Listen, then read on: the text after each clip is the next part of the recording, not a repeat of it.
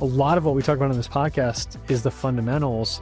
And I think this is where people fall into a trap of like, let's just go whip up an AI agent, which great, like, let's do that. I'm all for it. The reason we're talking about ICP today is this is the foundation of it. And what's the foundation of ICP is figuring out which of our customers are most profitable and how do we define those customers with reliable data. And we need to like really think hard about that. And then we can go build the AI agent with a human in the loop to do that work. But at the end of the day, like a human being has to make a decision of, are we going to change the way that we potentially invest tens of millions of dollars in sales and marketing to target or not target a group of companies that look like this? That's not something that you want to take lightly. Welcome to Go-to-Market Science. In this podcast, we share tangible, actionable playbooks from the trenches, working as go-to-market strategy and RevOps consultants for our clients here at Union Square Consulting, and candid conversations with revenue leaders in the market that have been there. Now let's get into it. On paper, everything looks healthy. Reps are hitting activity, leads are coming in, the pipeline looks full, and yet deals are slipping, cycles are running long, and customers keep churning out the back. So much of that comes back to an ICP that's too broad, too shallow, too outdated, and stuck in a doc that nobody uses. We're going to get into how to make your ICP definition into a living system that sharpens itself every quarter and actually points your teams at the accounts worth going after. And with me today is Eddie. Hey, Eddie, how's it going? It's going well. What a great opener. Awesome. Thank you so solid. much. Cool. So, Eddie, most mature companies, especially in our audience listening to this, already have an ICP written down somewhere, or all of them probably have an ICP written down somewhere. But why isn't that typically enough? Well, a lot of what you just shared is that it's, it's too shallow, it's too broad, and it's stuck in a doc that nobody looks at. And also you may need a different ICP for each product, potentially each different geography. So we're selling a product into SMB. We know clearly who buys that. We've expanded into mid-market and enterprise. We now launched new products. Now we're going into EMEA. Those customers are going to look different and need to be defined differently. And so that's problem number one. Problem number two is that we don't go deep enough. We say, okay, it's these industries, it's this revenue or headcount range, it's this geography, and oftentimes we're not getting that much more specific. And when we look at the deals that we've won and lost, at the customers that have become really valuable for us and those that have churned, if we look at the customers that we're able to expand and the ones that we can't, then we are going to find that they all fit that ICP criteria. So what differentiates them from each other? How do we know who we should be focused on in sales and marketing so that we can get the most lifetime value out of a customer, have the most profitable customers, and have the most scalable business? And so we need to go deeper there and pick additional data points that are going to better describe and differentiate our best customers from the rest so that we can better target them. Mm-hmm. And then we also need to make this operational. We need to make this part of what drives how we qualify inbound leads, how we identify outbound prospects, how we qualify sales opportunities, and how we look at our existing customers for renewal risk and potential expansion.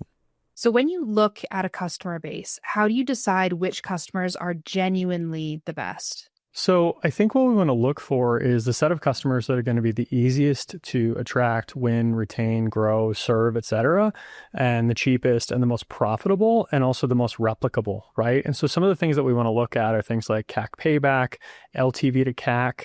We want to look at product usage, net promoter score, CSAT, customer service cases, et cetera.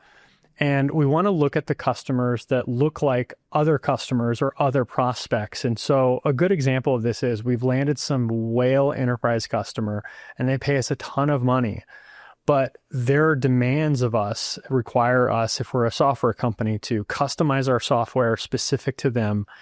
We are bending over backwards on the implementation and onboarding side. We are killing ourselves to like win the customer and to serve the customer. They're never happy. They're not really using the product well. We don't have a good customer story to tell.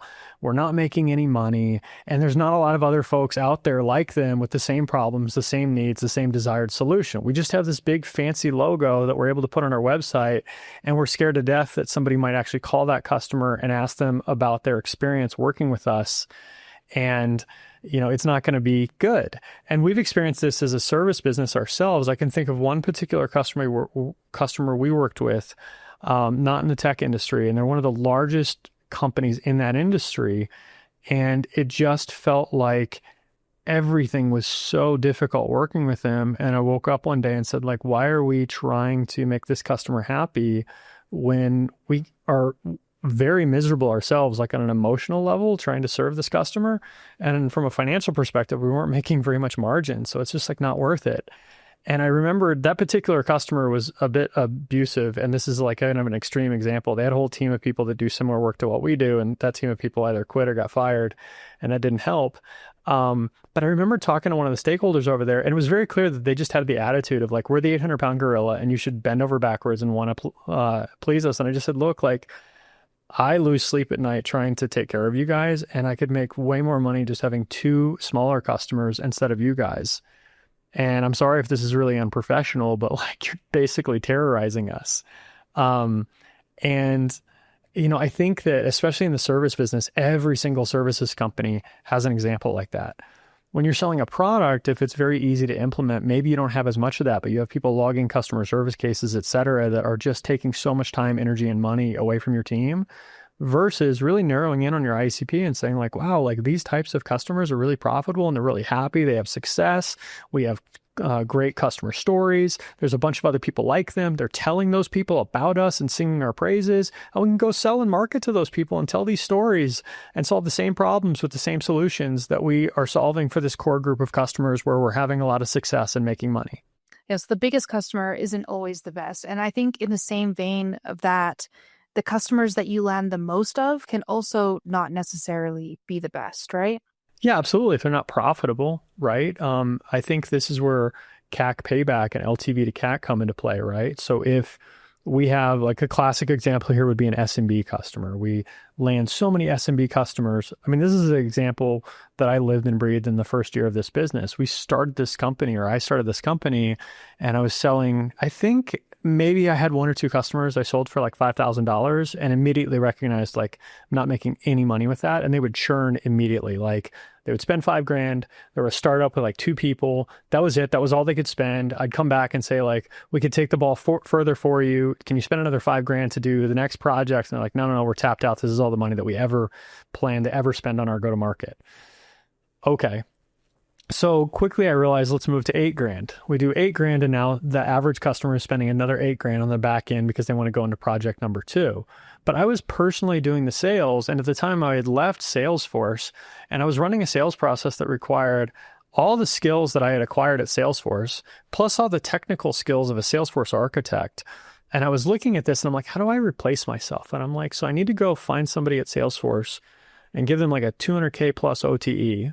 Then I need to go find another person like Jerry, who runs our delivery team now, and pay that person hundreds of thousands of dollars a year, and have those 2 people sell this deal. And this deal is going to net us out $16,000 of revenue. Like from a CAC payback perspective, that doesn't make any financial sense. And I remember talking to competitors that were in the same business and asking them, like, how are you selling? Like, you work at some big company like Blue Wolf. Like, how do you sell? And he's like, oh, I have the sales engineer and do all the technical stuff. And I'm like, I can't afford to pay 2 people like high 6 figures to sell a $15,000 deal. It doesn't make any financial sense. So I think that that's a really classic example. And then, of course, there's churn that plays into that, right?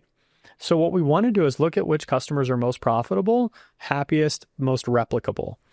And I think that the way that we identify who those customers are comes down to looking at the financials, the product usage, the CS data, et cetera.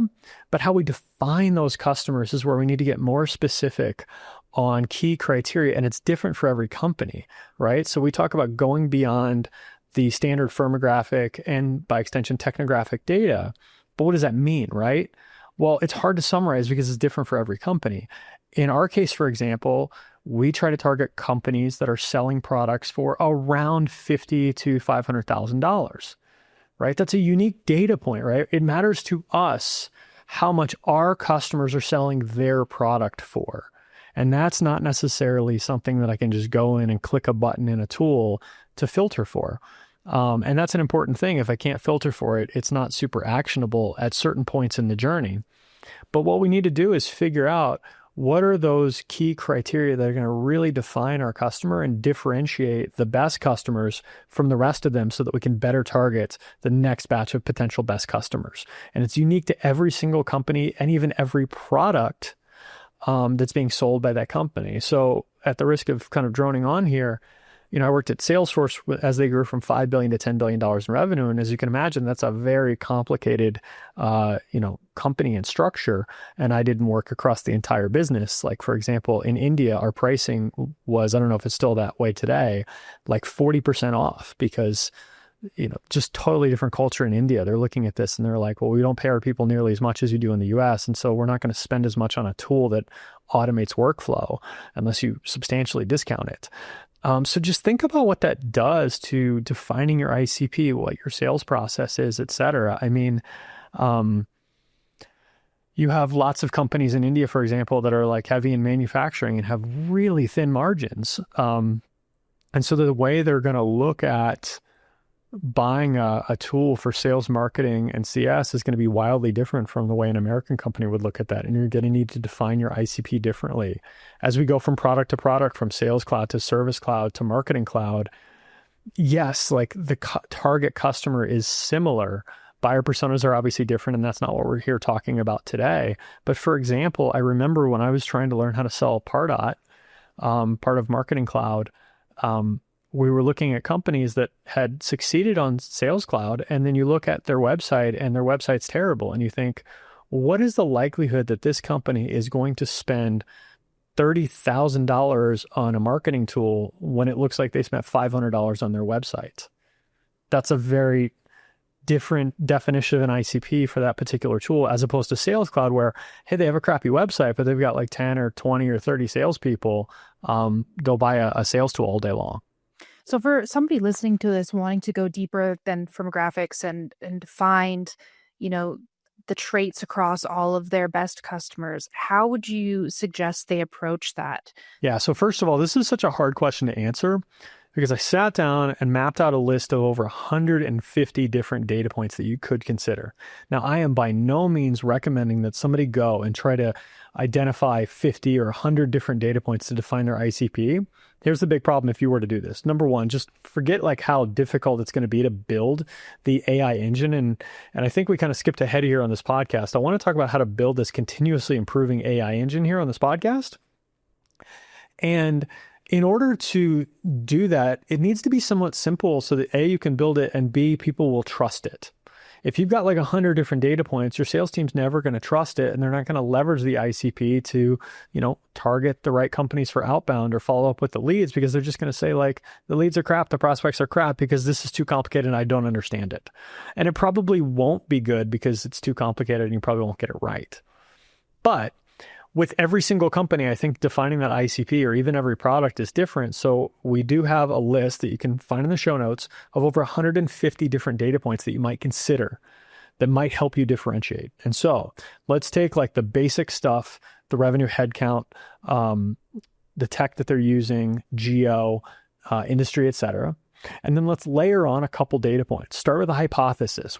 Based on our sales conversations, what do we think might differentiate our customer? And then what you can do is you can take those best customers that you've identified by running that analysis, and you could have done that analysis in an AI tool by feeding it in the financial data, the customer usage, customer service data, et cetera, CSAT, NPS. Feed that into AI. Say, help me identify my best customers based on this criteria. You go and review it, spot check it manually, make sure it's right. Now you've got your best customers. And now you say, let me layer on these data points. Let me look at, let's just say hypothetically speaking, that we have the opportunity to find out which companies sell their product between X and Y dollars, hypothetically, if we could get access to that data.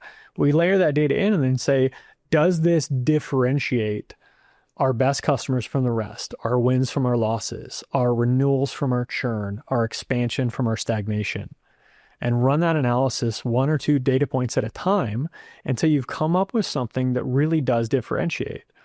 And as I was thinking through this article and reading other articles and doing research, one of the things that jumped out at me was that it said, well, if you say that XYZ is criteria for your ICP, but it also describes 80% of all the customers that you lost, then that's not a differentiating piece of criteria. So we want to look for that data point that's really going to differentiate. And it's going to take some trial and error by identifying specific data points, looking at the actual list of customers and prospects and opportunities and churned customers, and probably feeding this into an AI engine to do the analysis and help identify what data points are going to best describe your ICP. So where do you start if you have a very limited number of data points that you can feed into the AI to get this? I think having a limited number of data points is totally fine. I don't think that we need even necessarily 10 or 20 or 30 data points. When we get into account scoring or lead scoring, we might, especially when it comes to sort of engagement with our marketing data. But we don't want to overcomplicate this. We just want to think long and hard about what specific data point is really going to differentiate. And if you're new to the organization and you have no background context, go talk to the sales team, talk to the marketing team, talk to the CS team, and find out like what do they see with their own eyes.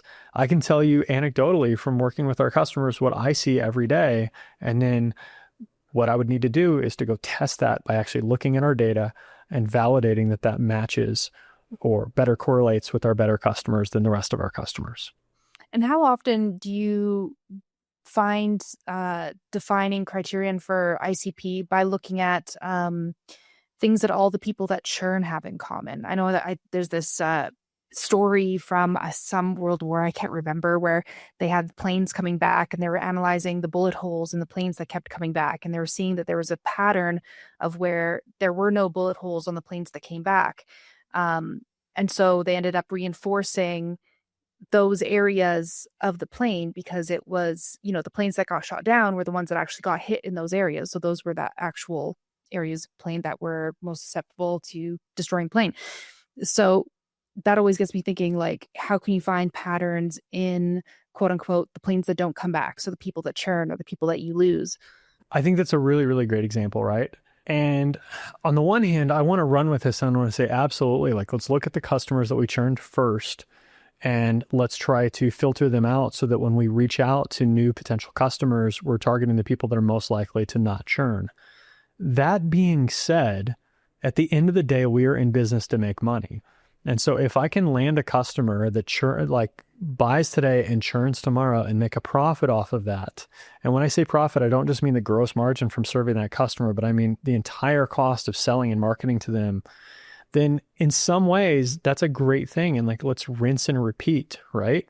Now, we are talking primarily to B2B tech companies, and recurring revenue is a critical thing. And not just recurring revenue, but expansion. So we really want to look not just at the churns, but the lifetime value. However, with that said, the question that I would always ask is, would you want more customers like them? So if you land a customer and they churn after 3 years, is that a good thing or a bad thing? Sure, 4 or 5 years is better. But does it make financial sense to spend more money and more resources to try to land more customers that are going to churn in 3 years? Maybe it does, maybe it doesn't. And that's a financial decision for the business to make. If it's just as easy to land customers that stick around for 10 years, then you probably want to do that. But I think like in our own business, what we've seen is some of our larger customers that do more strategic work with us have churned a little bit faster. And some of our smaller customers that leverage us more for just systems admin work retain us for longer. And that creates a really serious question, like, which do we want more of? Bigger customers that spend more money quicker and then churn faster, and they're still sticking around for a few years, or customers where we're just updating their systems for 5, 6, 7 years on end. And I like both sets of customers. I understand why a customer, at least for us, we're a professional services business, not a tech company, would churn after a few years. They mature and grow and they hire a full-time resource and they don't need our strategic help anymore, and that's fine. But when I look at that customer and I say, wow, that was profitable, it cost us less money to acquire that customer and serve that customer than they paid us, and by a good, healthy margin, I want more of those customers. So how much of this data analysis should you be doing manually by hand before you start implementing it into AI or using AI to help? It's an interesting thing. I had a debate with Jerry, who runs our delivery team, about this. And I personally like doing things by hand at first. I think there's some value in it. Jerry pushed back and said, no, like we can just as easily dump this all into AI right away. The important thing is to spot check it. And I totally understand where Jerry's coming from with this, right? I think what's most important is that you are validating it. You have a human in the loop and you're saying, okay, the AI tells me that our best customers have this criteria and the rest of the customers have this. The customers that churned have this criteria and the customers that we retained and expanded have that criteria.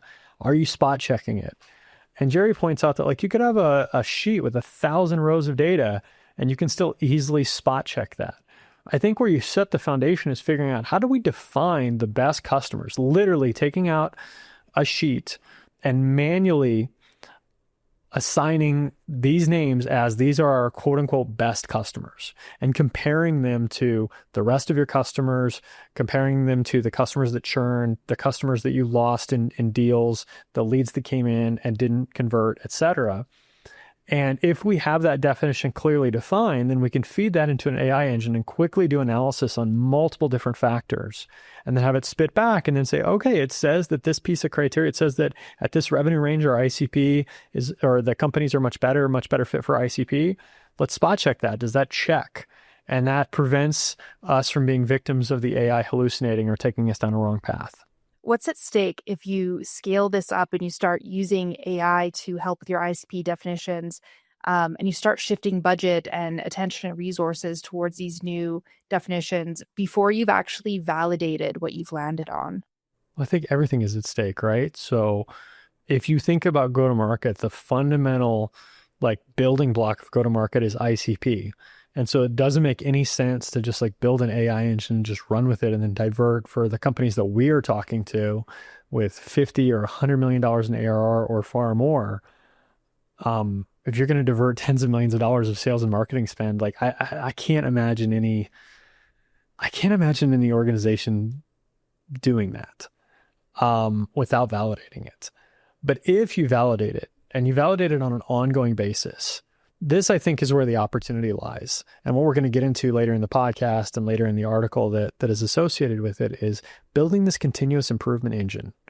What we don't want to do is sit down and define ICP today, and then 3 years later we wake up and we realize that, you know, we've launched new products, our product has evolved, the market's shifted. I mean, just think like as of 2026 right now, we're talking about this. How much has our world been turned upside down in the last 6 years? We had the pandemic, we have AI that I feel like in 2020, AI was this thing that we talked about that like might come and like cool, like Amazon and Netflix had some recommendations for us, but it didn't feel like it impacted like our work. And now it's all we're talking about. What is going to happen in the next 3, 4, 5 years? And if we sit down today and define our ICP and then just let it stagnate for 5 years, I don't think we have any choice but to build this engine that is going to continuously improve. But there has to be a human in the loop to ensure that we are diverting tens or potentially hundreds of millions of dollars of spend in sales and marketing into the right areas. When it comes to enriching this data and making sure you have it comprehensive and correct, what kind of data do you trust databases for, and what do you not? Oh, this is a great question. So I think where you're going with this is our recommendation that we start with the deterministic data, such as, you know, revenue, headcount, funding, things like that can come out of a database like ZoomInfo, where it's just hard data, right? And then there's like more, you know, AI-driven nuanced data of like, do they have a crappy website?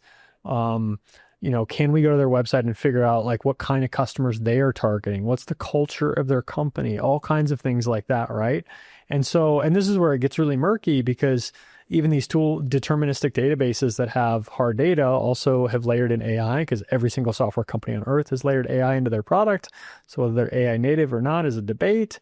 And so we're going to have both in every system that we use, but we want to start with that hard data before we go into sort of the fuzzy data, right? We're building that foundation of the hard data so that we can define our ICP as narrowly as possible. And then within that, go and say, okay, here's the last piece that we need to look for.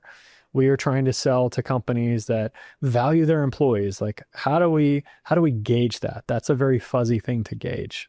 Do you have an example of an ICP criteria that's like one of these fuzzy things that ends up being the most differentiating? Like I said, I think it's really different for every product and every company. The thing that I noticed when I sold Pardot for Salesforce was, do they have a shitty website? Like, what it really came down to is, does this company look like they invest in marketing? And some of that's in a way hard data. Couldn't necessarily, I guess you could get it out of a database because it's technographic data.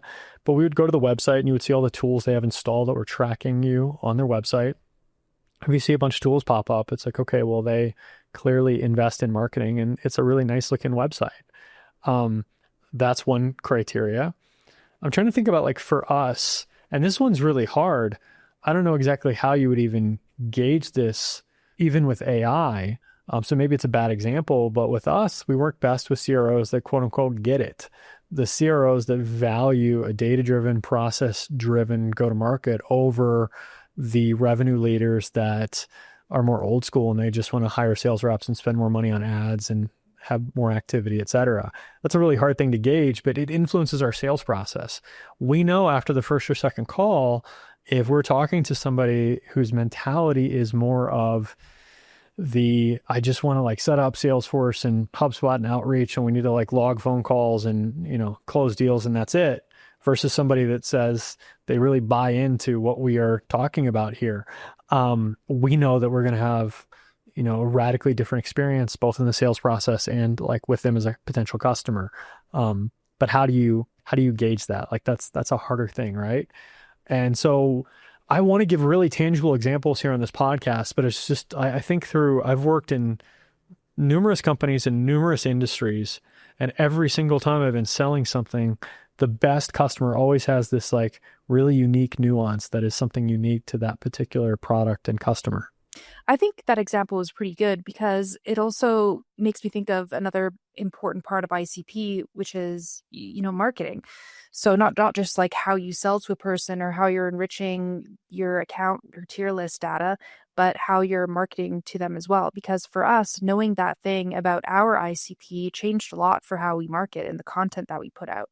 We put out a lot of content trying to like cater to that audience, the CROs who quote unquote get it, or trying to convert more CROs into CROs that get it, so that potentially maybe down the road they could be customers. Yeah, absolutely. And that's the whole point here, is this is the cornerstone upon which all of go-to-market is built. And for us, what we saw tangibly was that leads were not converting. And what we could have done is we could have done a massive operational exercise to think about, just everything that you can possibly think of that we could have done in marketing. And we probably would have done that if we had to. But what we actually did was we just changed the voice of the content, and we started trying to speak directly to the ICP that we wanted to address, these more mature companies, the CROs in those companies. And like overnight, all of a sudden we started getting the right types of leads. And it was really shocking. Like I wouldn't have believed it would have happened that easily, but it just so happened that it did. And if it hadn't worked out that easily, we would have gone further down the path and tweaked a bunch of other things until we got there. Because, this is the whole thing that we're talking about. It's like, why are you spending all this money in marketing to generate a bunch of leads from the wrong companies? And unfortunately, so many organizations do that. And then you've got your sales reps chasing these leads and they're trying to close them and they're having so much trouble. I feel like everything I'm saying is very obvious, but we lived and breathed that for the first, year or two that we built a real marketing engine. And it's like, man, we've spent all this time and all this money. We generated all these leads, but none of them are converting. And the thing that fixed it the most was just thinking really hard about who's our ICP and what messaging is going to speak to them. Absolutely. And even to this day, we're still tweaking it. Like, it's not something that we figured out and decided on and then never revisited it again. Like, we're constantly working on it and finding new angles to approach it. I don't even know if I've told you this, but I literally talked to Jerry the other day and we're doing another pass at this. Oh, no, that's news. Yeah. I feel like it's Gotta an be constantly everyday updating it. Yeah. I feel like for me, it's like an everyday thing that I'm thinking about. Like, is there something that I'm missing? Is there something more that we could be doing? But that's marketing. Well, and I think that this is the exciting thing, right? And this is why I want to talk about building this continuously improving AI-driven engine. But as we do this exercise manually again, it's really obvious, especially for a larger company with a larger set of data, that you can semi-automate all of this, and you still need the human in the loop. But every single time a lead comes in, every single time an opportunity gets qualified and then is won or lost, every single time a customer churns or is expanded, you can push that signal into an AI engine that will then continuously reevaluate the ICP and say, look, we thought the ICP was this a year ago, but it turns out that these companies with this criteria are churning out faster, we're losing these deals, et cetera. And now what we're seeing with the companies we're having the most success with is they look like this. Quick pause. Everything we talk about on this show, diagnosing go-to-market ops, prioritizing projects for revenue impact, processes, metrics, insights, building a predictable go-to-market engine, we've built frameworks for all of it. They're free and ungated on our website, unionsquareconsulting.com/frameworks. The link will also be in the show notes, so make sure you check that out. All right, back to the episode. And so I want to switch gears a little bit and talk about fit versus timing.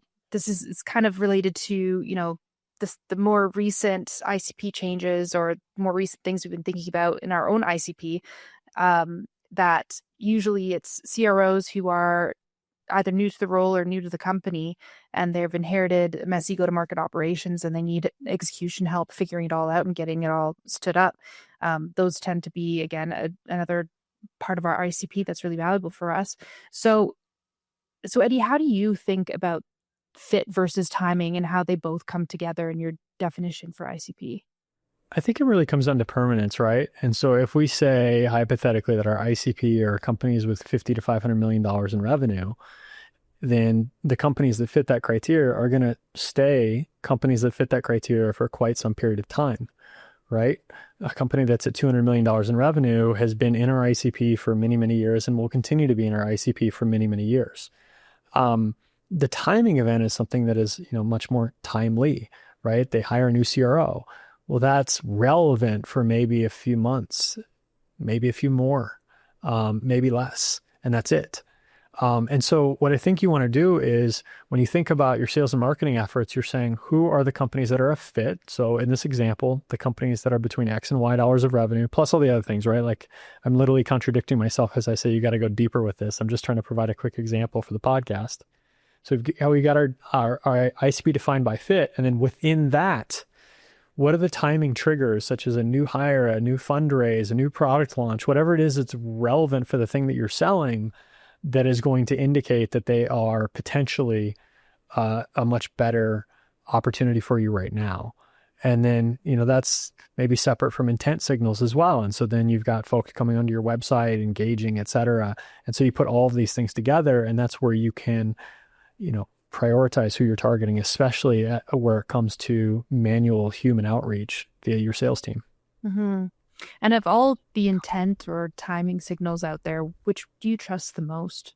I think it just depends so much on the product, but like as a general rule, I would trust the first party marketing data the most, right? So if somebody's on our website, they're engaging with our content, that is a lot more relevant signal than with like what we're going to see with third party intent signals.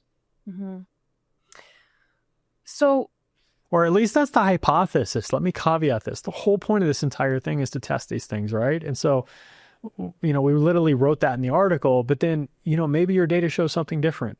Maybe there's like intent data out there and you can map that to your wins and losses and see that, wow, this is a really, really strong signal.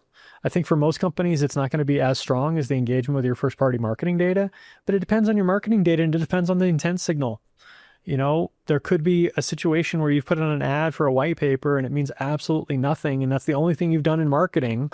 But these intent signals out here are far more valuable. I think it depends on so many factors. And the whole point of this entire thing is to build an engine to test that against your actual data.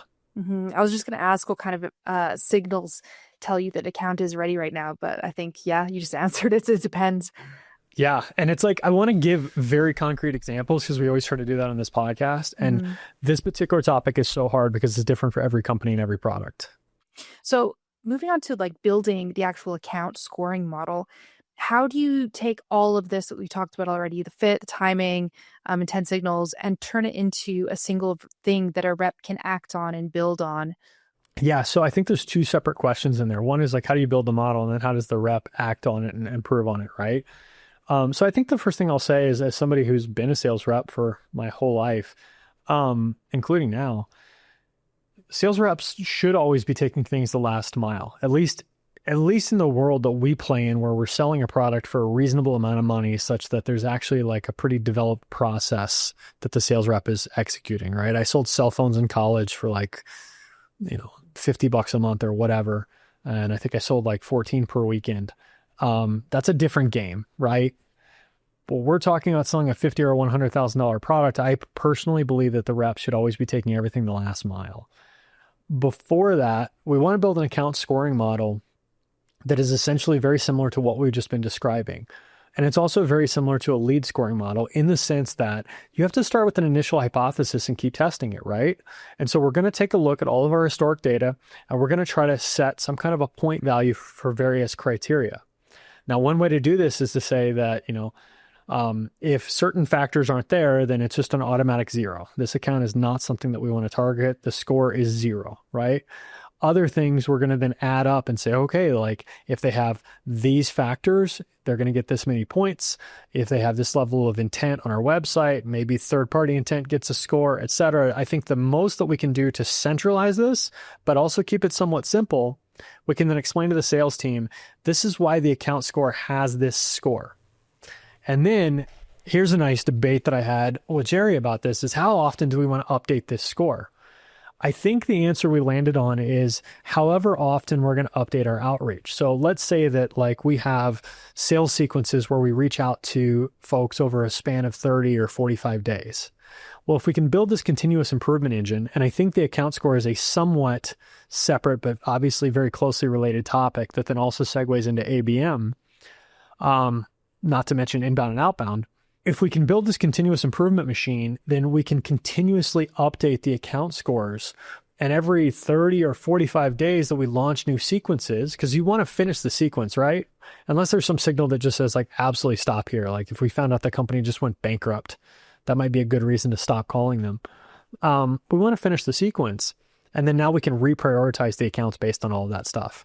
And what I think is really interesting about combining all this data, especially with the use of AI, which has a serious advantage because you don't have to combine the data like we did in the past where we integrate databases and map the data. We can literally feed it into the AI and have the AI analyze it for us in real time, which I think is really, really powerful. We can also see how our sales outreach might translate into marketing engagement such that it then increases the account score, and it's telling us, hey, this person hasn't responded to you, but they're going to the website and they're reading all the marketing content. And now we have increased that score because even though nobody responded to sales outreach, their level of engagement has elevated. And that's something that I think is really exciting about putting all this together and thinking holistically about accounts, but that's kind of a separate topic. Did I answer your question, or do I need to go further here? Oh, sorry. I remember the second piece. Yeah. How do the reps actually prioritize? So I think that ultimately, it depends on the reps and it depends on their motion. It depends on what they're doing. Are we talking about SDRs? Are we talking about AEs? Are we talking about SMB? Are we talking about enterprise? But I think tiering is really important. You might want to say, okay, I'm going to tier these different accounts. Accounts with this score going to tier 1, accounts with this score tier 2, tier 3, etc.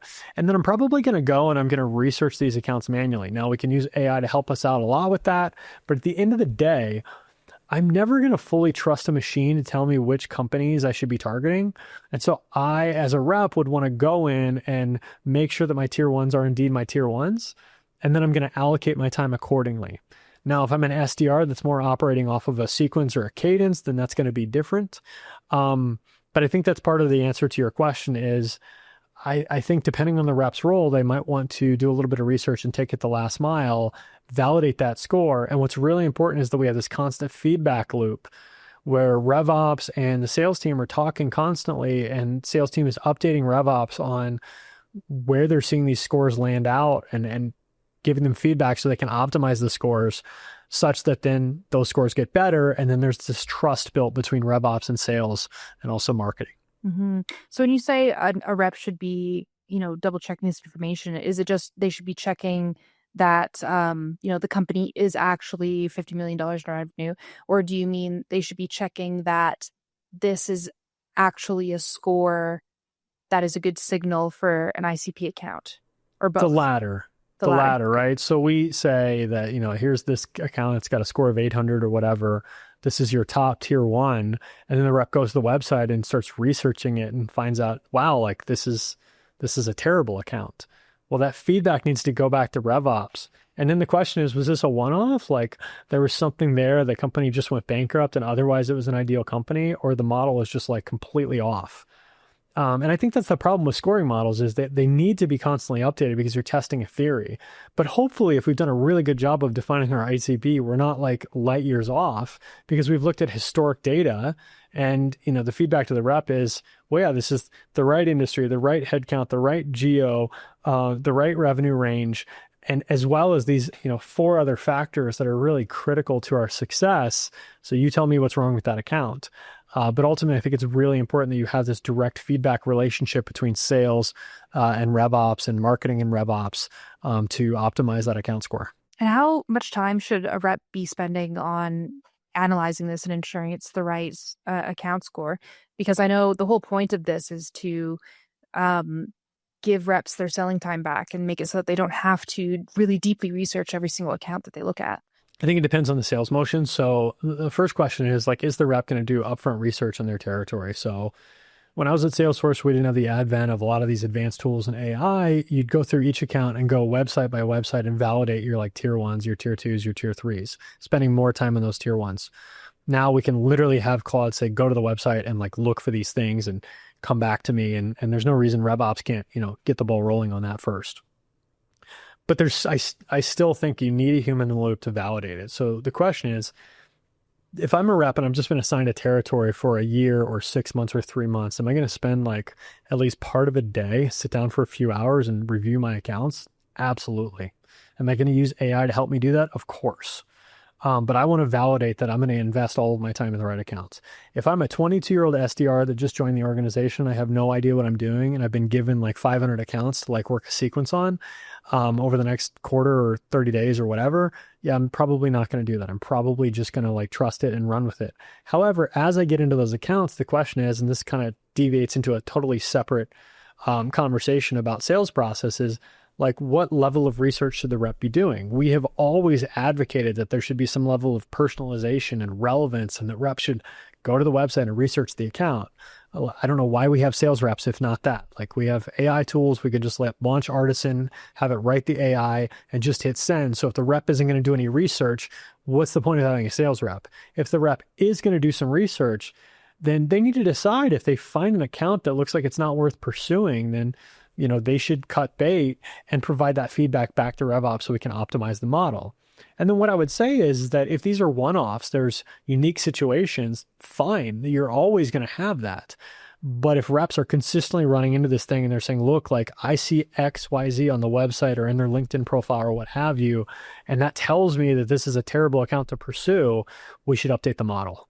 Beyond a target account list, what else in the revenue process should an ICP be driving operationally? Okay, so it should drive target account lists and territories, which are obviously pretty interrelated. That includes everything for customer success, right? Who are we focused on trying to retain, and also who can we expand? We may find out that we have customers that we don't want to lose them because they're paying us good money, but they're very, very difficult to expand. We may find other companies are going to churn no matter what we do. Now, I'm not saying that we necessarily give up, but you want to focus on your customers accordingly, right? So when I worked at Salesforce, I had both new companies and existing customers. And one of the first things that I would do is just tier my accounts primarily based on usage, which would go back into that account score. And I'd look at it and I'd say like, half of these customers are a waste of my time. If I call them, I can see already they're not healthy accounts. I'm not going to get very far. And so I'm going to push that to the CSMs and hope that they will turn that account and make it healthy. I might even make some calls on their behalf and try to set up meetings so I can get that going. But there's nothing that I can sell to them right now. And now I'm going to focus on these healthy customers that I can actually expand. So, it goes across all of go-to-market. It goes into how we qualify inbound leads, the outbound prospects we want to go after, and especially how do we qualify opportunities. And so if we have updated our ICP, we need to update our sales qualification criteria to make sure that that lines up. And obviously, like, we don't want to take a company that's far outside of our ICP and put it into our pipeline and forecast it to close if what we know is that we have a very low chance of closing it because it's so far outside of our ICP. And so you mentioned like all different departments and organization that's connected to revenue. Where does an ICP definition need to live for sales, marketing, CS, product, everyone to all be able to see it and work off of it and work towards the same targets? I mean, I think in this case, to answer your question, it can quite literally live in a document somewhere, right? Like, it's in a shared drive, no big deal. But when we talk about not leaving it in a document, what we mean is that we've also documented our definition for marketing qualified leads, sales accepted leads, sales qualified leads, sales qualified opportunities, and that then translates into fields in our systems. It translates into how we actually qualify those deals and what deals get routed and passed to sales and what deals get moved into pipeline and qualified and how those deals are inspected in the pipeline. And so if, for example, let me try to think of a good concrete example. Like, let's say that our ICP has a sales team of 20 or more people, and we were able to get access to that data and enrich the data. And then a deal moves into the pipeline and it says that it only has 2 salespeople. Do we have any flag, whether it's automatic or manual human, where someone's going to catch that and say, wow, our ICP is 20 salespeople and above, and this is only 2 salespeople. Why is this sitting in pipeline? That's how it translates and becomes operational. So when we think of treating the ICP as a living operational system that's constantly evolving, how often do we say it needs to actually be revisited? So I think with the ability to build an agent to do this, it can be quote unquote revisited every single day. Every single time that we have a win or a loss or a churn or a renewal or expansion or even a lead that converts or doesn't convert, we can feed that signal into the AI engine. And then the question is, how often do we want to have a human review it?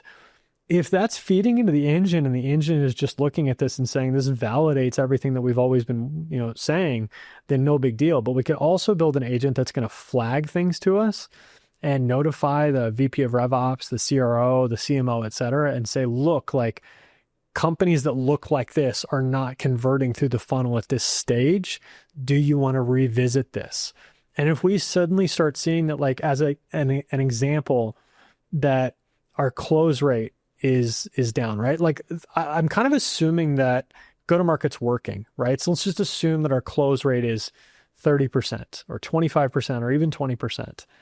And now all of a sudden the AI agent flags something and it says, look, every single time you get a company that looks like this, and you've had 100 companies in your pipeline in the last quarter that look like this, the close rate is only 5%.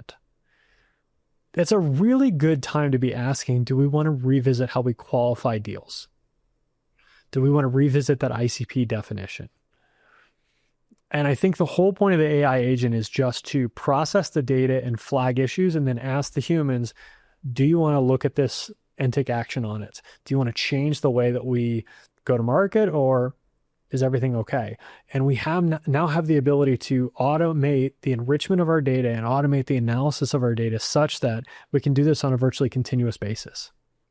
It's crazy to think like where this all might be next year at this time, or God, 5 years from now.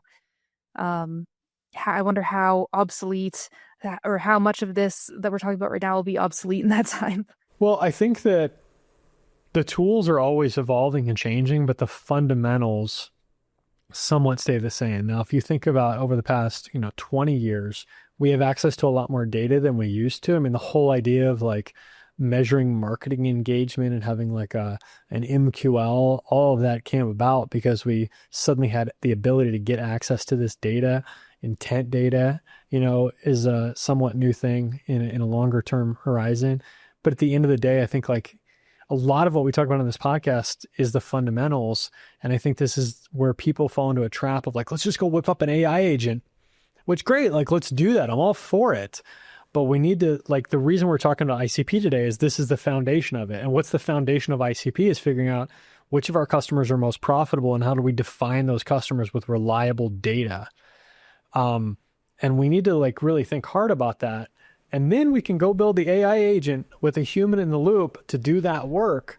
But at the end of the day, like a human being has to make a decision of, are we going to change the way that we potentially invest tens of millions of dollars in sales and marketing to target or not target a group of companies that look like this? That's not something that you want to take lightly.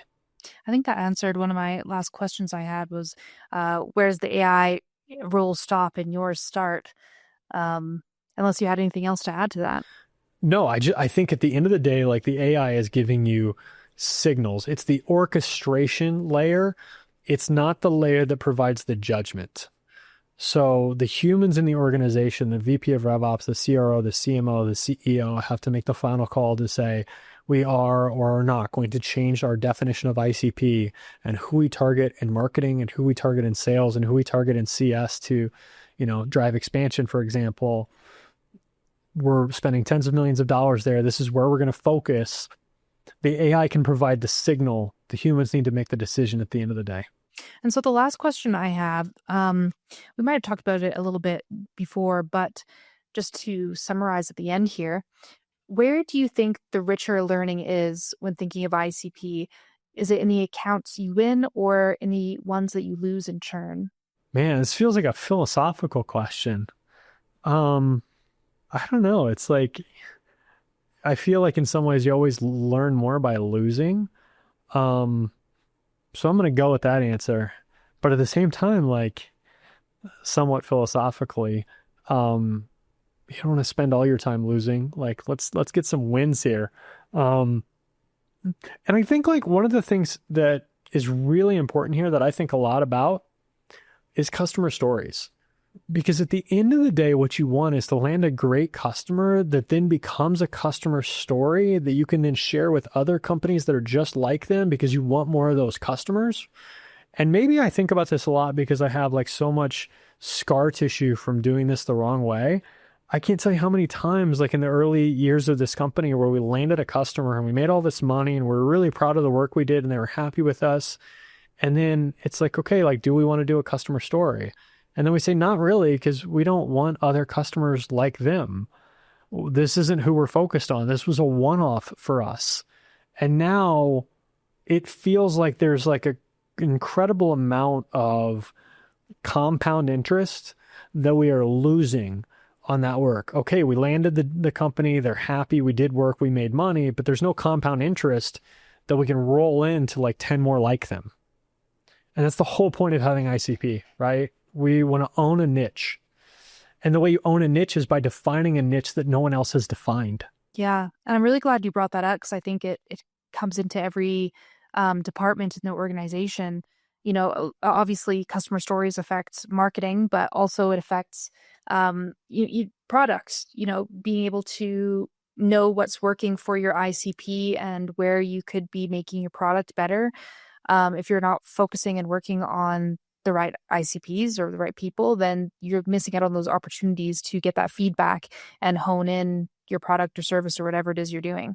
Yeah, absolutely. I mean, this is the whole like go-to-market flywheel. It's all tied together. We've touched lightly on finance, sales, marketing, and CS. Obviously, product. ICP matters immensely to every single team in the company. Even accounting. Like, thankfully, we don't deal with this a lot. But like as a small business owner, I can't tell you how many people I talk to that are other small business owners like complain about how their customers never pay them on time or take 90 days to pay them. And it's like, we don't have that problem at all. Yeah. I got a report the other day because there's always some people that are like a couple days late, and I get this email every single day to show our late invoices just to make sure like nothing's out of hand. And I got an email the other day and it just is like overdue invoices, $0. And I was just like, this is amazing. It's really nice having good customers that just pay you on time. Yeah, that makes a huge difference for sure. Especially like I used to be like a small business owner, just freelancing, right? Yeah, you get like one or two customers like that, and that sucks. And there are correlations with like who fits that bill and who doesn't. Yeah. Well, I think that's all that I had for my questions on the topic, Eddie. Is there anything else you wanted to, any more words of wisdom you wanted to leave us with? I don't know that I have many words of wisdom. These are just tactical tips for how to like build a machine that can like help you generate a little bit more revenue. But no, I think that we've covered it. I think just to recap, sort of the basic idea is think really hard about who your best customers are and what data points are going to define those customers. Keep analyzing and enriching the data until you land on that. Build a machine that can do this. Build a machine that can go and like take the next lead, the next opportunity, et cetera. Enrich the data with the right data points. Feed it into the machine to analyze it. Build an account scoring model, which you're going to have to continuously optimize. Turn that into an operation such that, that's going to influence how you qualify leads, how you create target lists and territories, who you target for expansion, et cetera, as well as how you qualify opportunities and move them through the funnel. And then build a machine that's going to continuously improve by evaluating every single new input and flagging things for the humans to review, and then decide how often you want to review and revisit ICP and tweak things. I am a firm believer that the more that you do things like this, the more that those tens of millions of dollars you're spending on sales and marketing are going to turn into more revenue. And it's really easy to think like, we don't have time for that. We just need to focus on like landing more customers. But that translates into telling your salespeople, like, make more calls, set up more meetings, try to close more opportunities. And if you're doing that with the wrong set of accounts, by definition, you're going to have diminished returns. So like, why not take a moment to take a look at who your real customer is in 2026 as of the time of this recording, and in 2027 next year, if you're listening to it then, and make sure that you're firing your arrows at the right targets. And we will most likely have the newsletter on this topic published by the time this podcast goes out. So the link to that will be in the show notes as well. Cool. Awesome. Thanks for putting this all together, Rachel. Yeah, thank you so much, Eddie. Thanks for listening to the episode. If this resonated, please give us a 5-star rating and a follow. It helps us reach more people, and you get our latest and greatest content without having to search for it. And if you're looking for hands-on help in go-to-market strategy and/or RevOps, please reach out to us. We help our clients with everything from annual planning to improving processes in go-to-market, implementing systems to support those processes, and go-to-market AI. We're always happy to offer a free consultation to help you identify the best opportunities to improve your go-to-market engine with or without our help. You can find us at unionsquareconsulting.com, and the info will be in our show notes.